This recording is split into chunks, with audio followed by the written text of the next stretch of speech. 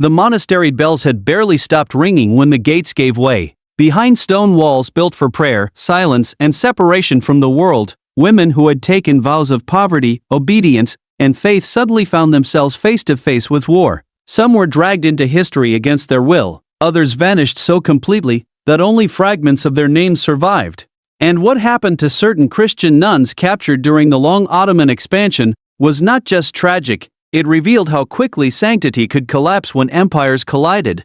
But the truth is more complicated than legend, because between the fear, the propaganda, the chronicles written by enemies, and the real brutality of conquest, there lies a darker, more human story. One not only about violence, but about captivity, forced displacement, political symbolism, survival, and the terrifying uncertainty of being a woman caught between two civilizations at war.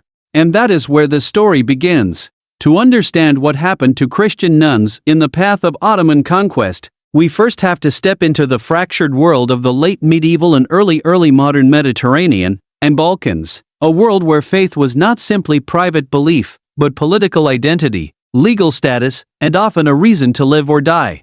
Monasteries were not only religious spaces, they were storehouses of wealth, education, sacred objects, land records, and local memory. In some regions, they were among the few stable institutions in a landscape repeatedly broken by raids, rebellions, sieges, and dynastic struggles. And inside many of those convents lived women whose lives were supposed to be protected from the world. But war does not respect walls. Everything was about to change. The Ottoman Empire did not rise in a vacuum. It emerged from the ruins of older powers, from the weakening of Byzantine authority, from the fragmentation of Anatolia, and from the political exhaustion of Christian kingdoms, divided by rivalry as much as by devotion. The Ottomans were disciplined, ambitious, and highly adaptive. They did not conquer simply by brute force. They conquered by absorbing systems, negotiating loyalties, exploiting rivalries, and using law, military structure, and political marriage to build something durable. But no empire expands without leaving fear behind it. As Ottoman forces moved into Byzantine lands, the Balkans, parts of Central Europe, and Mediterranean islands, entire communities learned to live with a single terrifying question: if the walls fall, what happens to us? For noblemen, the answer might be ransom or execution. For peasants, it might be taxation, flight, or submission. For clergy, it could mean desecration, negotiation, or survival under new rulers. But for women in enclosed religious life, especially nuns, the answer was often more uncertain, more intimate, and more frightening. Because convents, by their very nature, contained people who could not easily flee. And once the army arrived, time ran out fast. But no one saw what came next. Many modern retellings flatten this history into one simple image: innocent nuns seized by merciless conquerors. But real history is more disturbing, precisely because it is more complicated. Not every convent was destroyed. Not every nun was harmed in the same way. Not every Ottoman commander behaved alike. Some religious houses were taxed and left standing. Some were stripped of property but allowed to continue in diminished form. Some were converted into other institutions. Some were abandoned before troops arrived. And some became scenes of panic, humiliation, captivity, and permanent disappearance. That uncertainty was itself a form of terror. Because if you were inside a convent hearing distant hoofbeats, you did not know whether the men approaching were disciplined officers under orders, opportunistic raiders, unpaid irregulars, allied militias, local enemies, or simply the first wave of collapse. And in frontier warfare, the difference mattered. Everything was about to change. In regions like the Balkans, where borderlands shifted repeatedly and loyalties were layered, religious women could become symbolic targets. A convent was not merely a building. It represented continuity, Christian identity, local patronage, inherited land, and the authority of a rival civilization. To spare it might signal tolerance or political calculation. To strip it could fund a campaign. To seize its residents could create bargaining power, labor, or social leverage. And here lies one of the darkest truths in the story. For many captured nuns, the first horror was not immediate death. It was erasure. Their vows no longer protected them. Their enclosure no longer existed. Their names, habits, rank within the convent, years of devotion, none of it guaranteed anything under military occupation. A woman who had been Mother Superior, one day could become simply a captive. the next, and once reduced to that status, her fate depended on men she had never met. But no one saw what came next. Because in the Ottoman world, captivity was not chaotic in the way modern people often imagine. It could be deeply structured. Prisoners were counted, assessed, exchanged, sold, ransomed, relocated, or incorporated into labor systems depending on age, status, skill, wealth, and strategic value. The empire, especially in its stronger centuries, was not merely a machine of destruction, it was also a machine of absorption. And that is precisely what made it so frightening, because the worst fate was not always immediate violence. Sometimes it was being pulled alive into a system built to repurpose human lives. A noble captive might be ransomed, a craftsman might be retained, a child might be converted and trained, a woman might be assigned domestic labor, transferred into elite or household service, or disappear into networks of servitude so thoroughly that the outside world would never know what became of her. For nuns, this was especially traumatic, because they had defined themselves through separation from marriage, family, inheritance, and worldly life. Captivity forced them back into precisely the world they had renounced, and often they had no power to resist what role that world now assigned them. Everything was about to change. One of the most haunting patterns in historical records is how often convent women stop speaking in the archive the moment they are captured. Before conquest, they appear in donation records, abbess letters, church disputes, inventories, miracle accounts, and local chronicles. After conquest, they vanish into passive phrases: taken, removed, lost, dispersed, carried away. Carried away. Two simple words. And behind them, entire lives disappear. Where were they taken? Who guarded them? They marched for days, hidden in wagons, separated by age, identified by rank, traded locally, sent to cities, kept temporarily, absorbed permanently. In most cases, we do not know, and that silence is part of what makes this story so chilling, because history preserves the movement of armies better than the suffering of women, but no one saw what came next. To understand the terror more clearly, we have to imagine the psychology of captivity in that era. A nun was not just physically enclosed. She was socially enclosed. Her world was built around routine, prayer, hierarchy, sacred time, and controlled contact. Bells marked hours. Meals followed rules. Speech could be limited. Touch was regulated. Clothing had meaning. Space had meaning. Even silence had meaning. Even silence had meaning. Even silence had meaning. Now imagine that entire order collapsing in a single afternoon. Doors broken. Sacred objects overturned. Strange voices shouting in unfamiliar languages. Male soldiers entering forbidden spaces. The chapel no longer safe. The cloister no longer enclosed. The abbess unable to protect anyone. The vow of stability shattered. Even if no blood was spilled in that moment, the psychological violence was immense, because the world itself had ended. Everything was about to change. Some nuns attempted escape before armies arrived. Local traditions from Greece, the Balkans, and parts of the eastern Mediterranean preserve stories of women being hidden by villagers, smuggled through vineyards, disguised as widows, or evacuated to island monasteries. In a few accounts, convent communities broke enclosure voluntarily for the first time in generations in order to survive. That alone would have felt catastrophic. To flee the convent was, in a spiritual sense, to step into a life many of them believed they had already buried, and yet they ran. Because sometimes survival required violating the very structure that had defined them. Others stayed, perhaps because they believed the sanctity of the convent would protect them. Perhaps because elderly sisters could not travel. Perhaps because there was nowhere to go, and perhaps because no one could imagine how quickly the old protections would fail. But no one saw what came next. The Ottoman military itself was not a single moral category. That is important. There were elite troops under strict command, provincial forces, allied contingents, irregular raiders, and opportunists who followed campaigns for profit. In periods of disciplined occupation, commanders could issue protections to churches, monasteries, or specific populations, especially if surrender came early and tribute was guaranteed. But during sieges, punitive raids, rebellions, or breakdowns in discipline, those protections could vanish in hours. This is where history becomes especially difficult, because atrocity and restraint often existed side by side. One convent might survive under taxation, another, only a few miles away, might be emptied forever, and the women inside had no way of knowing which fate was theirs. Everything was about to change.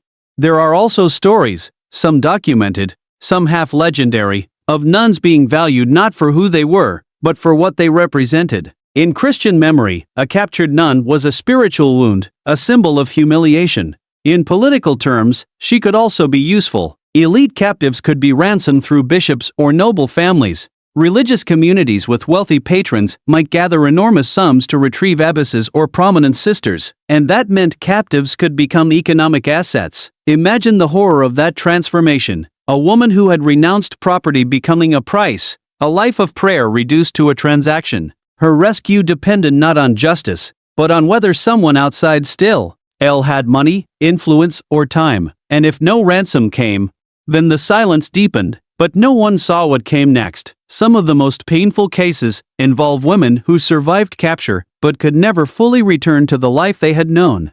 Even when released or exchanged, they came back to damaged convents, dead relatives, missing sisters, confiscated lands, and altered political realities. A convent without income could not sustain its former size. A church under new tax burdens might not rebuild. A religious woman once protected by community and custom could find herself permanently marked by an experience no one knew how to speak about. And in societies deeply concerned with honor, purity, enclosure, and sanctity, that silence could become its own prison. How do you return to a cloister after being dragged through war? How do you resume prayer after witnessing desecration? How do you explain survival when others vanished? Some women likely never did. Everything was about to change. Then there was the wider Ottoman system itself, a system far more bureaucratic and durable than many Christian chroniclers wanted to admit. Conquered populations were not simply annihilated. They were classified, taxed, administered, and folded into imperial life. Christians remained throughout the empire. Churches survived in many places. Monasteries continued under restrictions. But survival under empire is not the same as freedom. And for women taken during moments of conquest, those larger structures often offered no path back.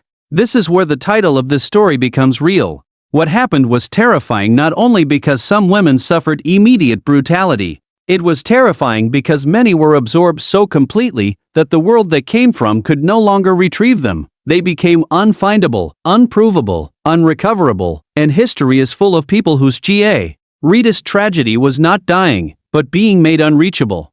But no one saw what came next. As Ottoman rule deepened in former Byzantine and Balkan territories, Christian communities developed a memory culture around loss. Stories of captured clergy, desecrated relics, fallen churches, and vanished women became part of sermons, local legends, saints' tales, and communal identity. Over time, some stories grew more dramatic, more symbolic, more martyrological. That does not mean they were false. It means they were carrying more than factual memory. They were carrying grief. And grief often preserves truth in emotional form before it preserves it in precise detail. So when later generations spoke in whispers about the sisters who were taken, they may not have known every fact, but they remembered the terror, the bells, the smoke, the empty cells, the unopened chapel doors, the absence that never healed. Everything was about to change. And then came one of the most devastating patterns of all: conversion through survival. Not always dramatic. Not always forced in a single moment, sometimes gradual, sometimes practical, sometimes the result of age, dependency, language loss, or total isolation from one's former world. A woman captured young enough might eventually live so long inside a new household or environment that her former identity became unreachable even to herself. This is one of the hardest realities for later chroniclers to accept, because it means not every lost nun died resisting at the gates. Some lived, some adapted. Some disappeared into ordinary life under extraordinary coercion. And history, which loves clean endings and heroic martyrdom, often does not know what to do with survival that looks like transformation. But no one saw what came next. At the same time, we must be careful not to turn every Ottoman Christian encounter into a single story of total darkness. There were periods and places of coexistence, negotiation, legal petitions, and surprising continuity. Some convents persisted for generations under Ottoman rule. Some Christian women used imperial courts to defend property rights. Some religious institutions learned to navigate the empire's administrative logic and survive. But survival under domination is not innocence. Intolerance from above does not erase terror on the ground, especially not during conquest, especially not during capture, especially not for women whose entire lives depended on enclosure, recognition, and sacred protection. 3 things war destroys first. Everything was about to change. What makes this history so haunting is that it forces us to confront a form of violence beyond spectacle. Not just the dramatic moment of invasion, but the long aftermath. The paperwork, the relocation, the legal reclassification, the household assignment, the lost language, the inability to return, the convent inventory with names crossed out, the abbess writing to a bishop asking whether anyone had heard of Sister Maria, Sister Theodora, Sister Elena, anyone. No answer, no record, no return, and perhaps somewhere, years later, one of those women was still alive under another name. That possibility is terrifying, because it means conquest can continue long after the battle ends. And this is where the story stops being only about armies, and starts becoming a story about memory, silence, and the unbearable weight of what cannot be recovered. Because once a woman vanished into the machinery of conquest, the people who loved her, or simply lived beside her, were left with nothing but questions. Was she alive? Was she nearby? Had she been taken to a provincial town, a fortress, a household in a distant city? Did she still pray in secret? Did she still remember the hymns, the bells, the order of the hours? Or had survival demanded something even crueler than death? The slow surrender of the self, that uncertainty could haunt a community for generations. And in many places, it did. Everything was about to change. In Christian Europe, especially along the frontiers of Ottoman expansion, convents were never seen as mere buildings after these events. They became symbols of what was at stake in the struggle between worlds. Their capture was described not just as a military loss, but as a spiritual wound. And when chroniclers wrote about nuns being taken, they often did so with a particular kind of dread, not only because the women were vulnerable, but because they represented something meant to remain untouched. A cloistered woman was, in the imagination of her time, separated from ordinary life. She belonged to God, to ritual, to sacred order. To seize such a person was not simply to capture a civilian, it was to violate the idea of sanctuary itself. And that is why the fear surrounding these events became so powerful. Because once sanctuary failed, what else could still be trusted? But no one saw what came next. As the Ottoman Empire consolidated its rule in conquered Christian territories, a new and quieter phase of fear emerged. The dramatic violence of invasion was often replaced by administration, taxation, and legal control. But for convents that survived, survival came with conditions. Lands could be reduced, revenues could be taxed, protective networks could weaken, male clergy might be displaced or financially broken, pilgrimage traffic could shrink. A convent might still stand, but the world that sustained it had been altered beyond recognition. And for women already traumatized by conquest, that kind of slow collapse could feel almost as devastating as the initial shock. Because what is a convent without security? What is prayer without stability? What is religious life when every wall reminds you that it failed to protect the last generation? Everything was about to change. There were also moments when Christian communities tried to rebuild through rescue. Bishops wrote letters. Families pulled resources.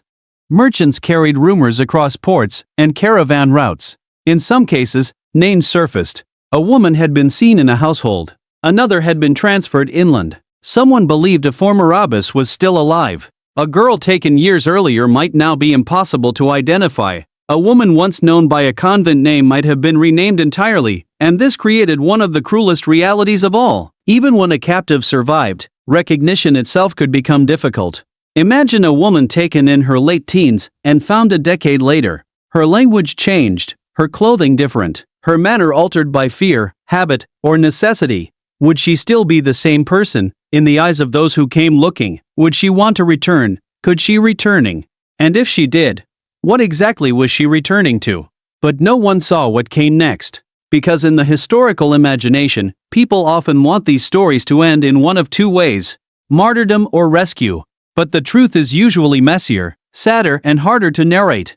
Many women likely lived in the in-between, not dead, not free, not fully erased, but suspended inside lives they never chose.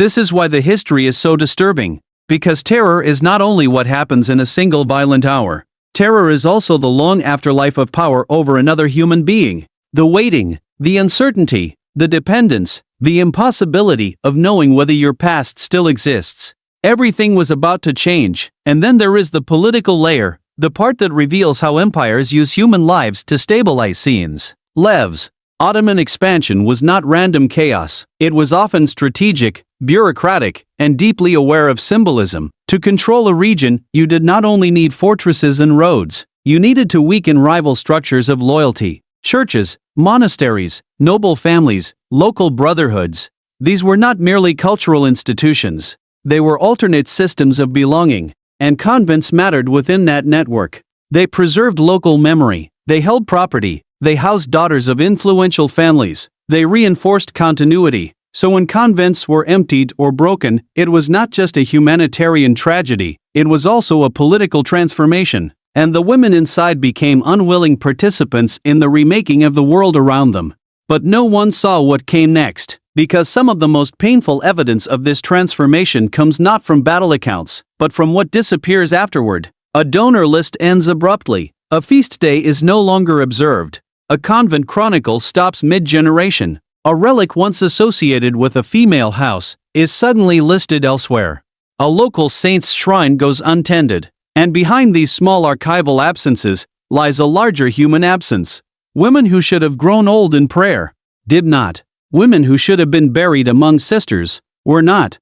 Women whose names should have been read annually in remembrance vanished from the page. And that kind of disappearance is its own kind of violence. Everything was about to change. Some later Christian traditions tried to answer that silence by turning certain lost women into martyrs, whether formally recognized or remembered locally. Their stories, often shaped through oral memory, describe courage, refusal, prayer under pressure, and fidelity under unimaginable fear. Historians must treat such traditions carefully. Some were embellished, some were symbolic, some cannot be verified in full. But dismissing them entirely would miss the point. Because even when details shift, communities do not preserve stories like that for no reason. They preserve them because something happened that cut deeply enough to demand remembrance. And when a community repeatedly tells the story of women taken from holy ground, it is telling you what it feared most. Not only violence, but spiritual dislocation. The tearing away of people from the place and meaning that defined them. But no one saw what came next. By the early modern period, these frontier memories helped shape broader Christian views of the Ottoman Empire itself. Stories of captured nuns, enslaved children, seized priests, and fallen monasteries circulated far beyond the regions where they began. They appeared in sermons, travel accounts, diplomatic letters, and polemical literature. Some were accurate, some were exaggerated. Some were used to stir military or religious fervor, and that complicates the story even further. Because the suffering was real, but it was also narrated, repeated, politicized, and transformed into identity, which means that when we study this history honestly, we must hold two truths at once. First, propaganda exists. Second, propaganda often feeds on real wounds, and the existence of exaggeration does not erase the existence of terror. Everything was about to change. There is another uncomfortable truth here too. One that history often hides because it is harder to dramatize than battle.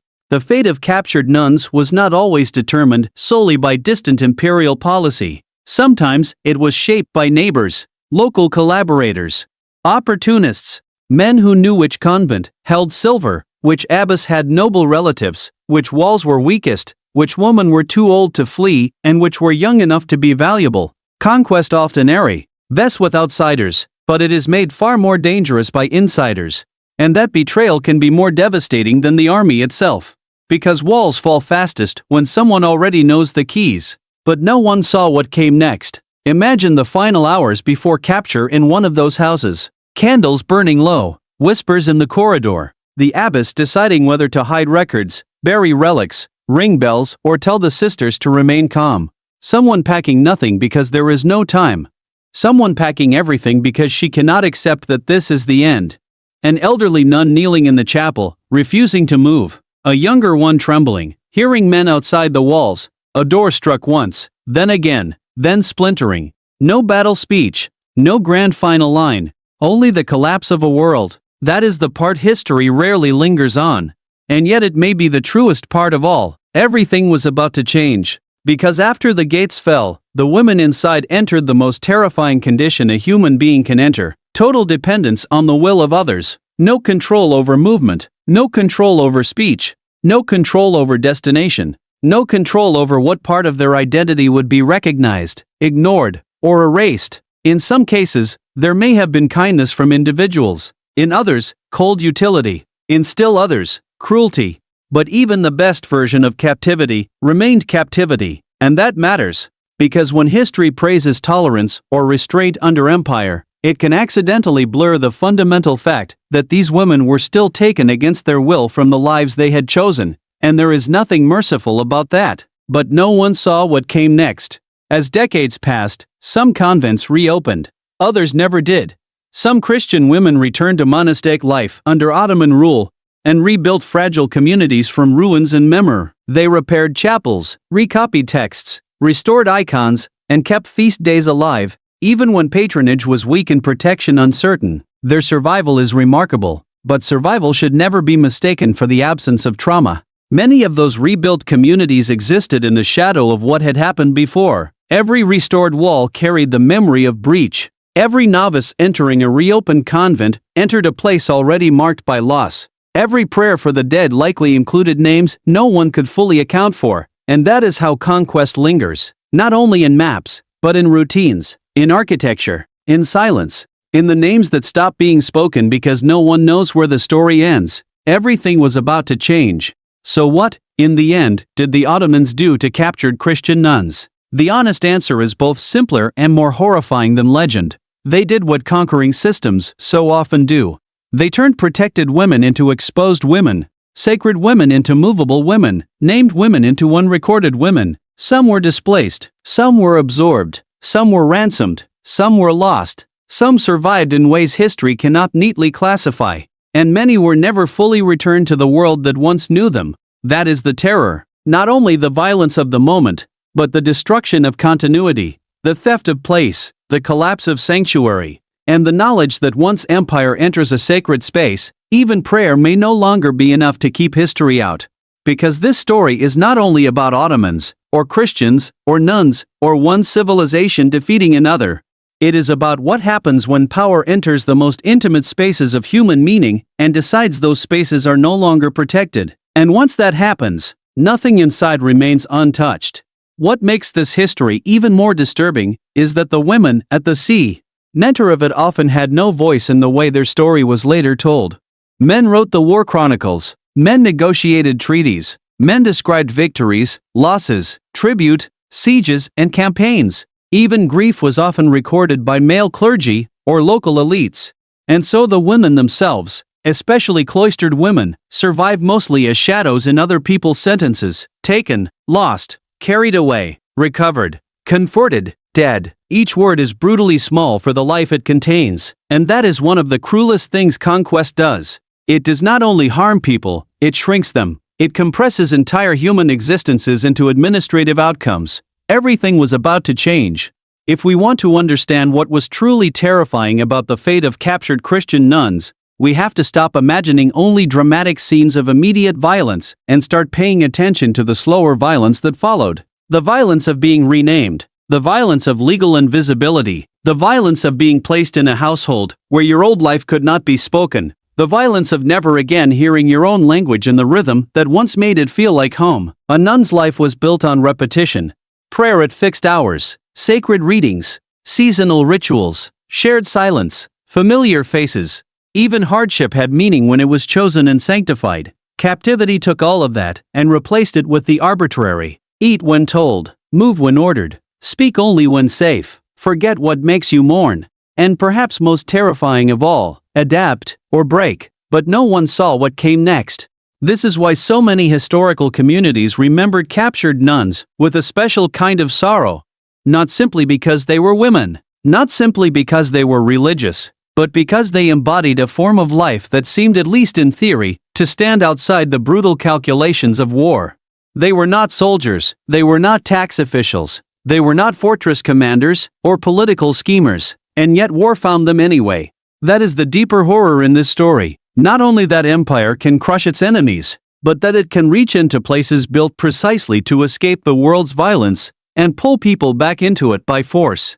Everything was about to change, and in some cases that force was not only physical, it was symbolic. A captured nun could become a message. To local Christians, her disappearance said, "Your sacred spaces are no longer beyond reach." To rival elites, it said, "Your daughters, sisters, and sanctuaries no longer guarantee immunity." To subject populations, it said, "The old order cannot protect what it once promised to protect." Empires do not merely conquer land. They conquer confidence. They conquer assumptions. They conquer the invisible architecture of trust, and once that architecture collapses, fear begins to govern people long before soldiers arrive. But no one saw what came next. Think about the generations of women who entered convents after these events. They did so knowing, or at least sensing, that the walls around them were not absolute, that somewhere in local memory there had once been a raid, a disappearance, a list of names never recovered, that some elder sister might point to a damaged chapel door or a rebuilt dormitory and say quietly, "It happened there."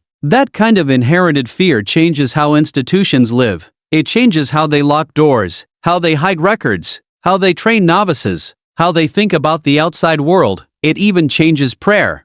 Because once people know that sanctity can be interrupted by force, they begin praying not only for salvation but for interruption to be delayed. Everything was about to change. There is also a bitter irony buried inside this history. Many of Fish, the women who suffered in these moments, had chosen convent life, partly because it offered an alternative to the vulnerabilities of ordinary female existence in their world. Marriage could be dangerous. Childbirth could be deadly. Inheritance struggles could be vicious. Noble daughters might be used for alliance. Poor daughters might be economically burdensome. Widowhood could be precarious. A convent for some women offered education, stability, status, purpose, or refuge, and then war stripped that refuge away. So the very institution that had promised a protected female life became, under conquest, a trap. Not because the women were foolish, but because no institution built by humans can fully withstand the appetite of empire. But no one saw what came next, and sometimes the worst thing was not what happened in public, but what happened after the public record ended. Once captives left the battlefield or the ruined convent, they entered private worlds, houses, compounds, workshops, kitchens, service networks, places where the official archive thins and human vulnerability deepens. There, a woman's daily reality would depend on the temperament, ambition, and morality of the people who controlled her, and that is a terrifying thing to place a human life inside. Because law, religion, policy, and diplomacy matter far less at that scale than the ordinary decisions of those who hold power over someone weaker.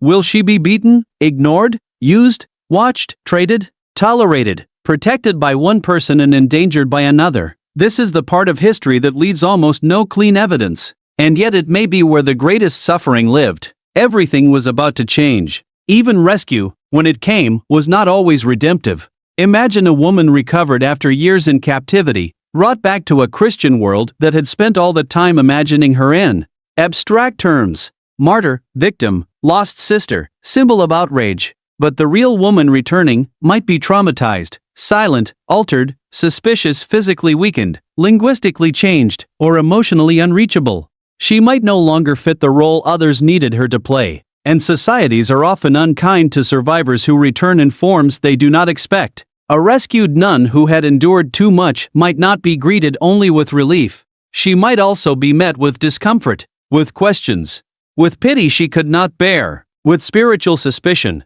with the impossible burden of explaining what cannot be safely spoken aloud, so even survival could become another exile. But no one saw what came next. There is a reason stories like these continue to echo long after specific names were forgotten. They tapped into a permanent human fear, the fear that the structures we trust most, faith, walls, vows, community, sacred space, can be shattered in an afternoon by forces too large to stop. That fear is not medieval. It is not specifically Christian. It is not uniquely Ottoman. It is universal. That is why this history still feels alive. Because beneath the robes, walls, armies and empires, it is really about what happens when ordinary human beings discover that the protections they built against chaos were never as strong as they believed. Everything was about to change. And perhaps that is why later generations sometimes exaggerated these stories. Not simply to demonize enemies, though that certainly happened, but because exaggeration is one of the ways communities try to give shape to fear that was already too large to hold. When reality is unbearable, memory often becomes theatrical. It sharpens villains, sanctifies victims, and simplifies outcomes. But beneath all of that storytelling, there remains a hard historical core. Women in religious life were caught in quest. Some were taken, some disappeared, some were transformed by coercion into lives they had never chosen, and many were remembered only through absence. That is enough to shatter any romantic view of the past. But no one saw what came next. Because the final cruelty of this story may be that history itself cannot fully repair what happened. We can reconstruct systems, we can compare chronicles, we can trace legal practices, military behavior, and patterns of captivity. We can identify the larger machinery that made these losses possible. But we cannot restore the missing hours. We cannot hear the private prayers whispered during transport. We cannot know what one woman said to another in the dark after the convent fell. We cannot recover the exact moment a captive realized no one was coming. We cannot measure the cost of a name spoken for the last time, and we cannot return those women to the endings they should have had. Everything was about to change. So if this story feels terrifying, it should.